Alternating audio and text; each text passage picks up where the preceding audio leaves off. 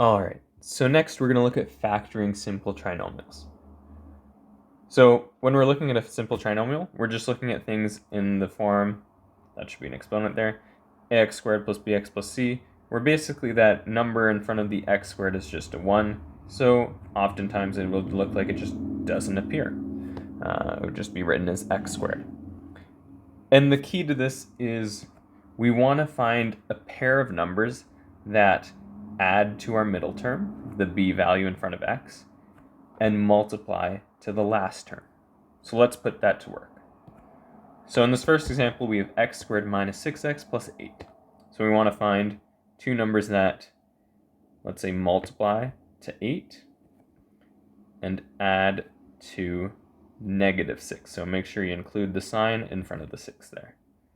So as you think of the numbers, eventually what you'll come to is negative 4 and negative 2.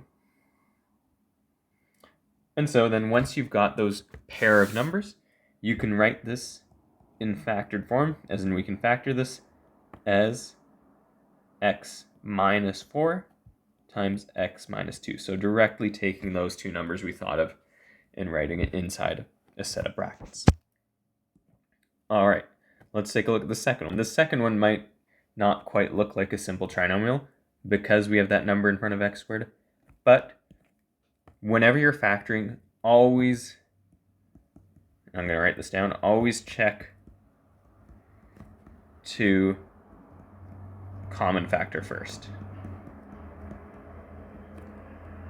It'll make your life a lot easier if you common factor when able.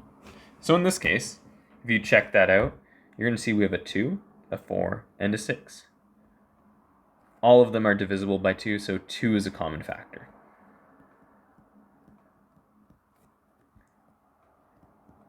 So if we common factor out a 2, what we're going to get is we're going to have 2, and then what's left over? Well, x squared.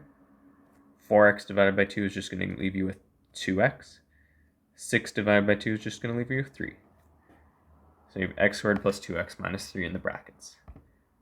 All right, and now we can factor this, the part in the brackets.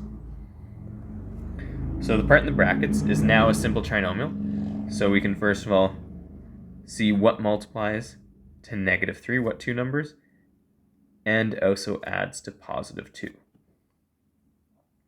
As you think through the numbers, what you'll eventually stumble upon is negative 3 and negative 1. And so now, just like before, write those two numbers inside a set of brackets. So with the 3, you have a plus sign, and with the negative 1, well, it's just x minus 1 then. And there you have it. That's how you factor a simple trinomial.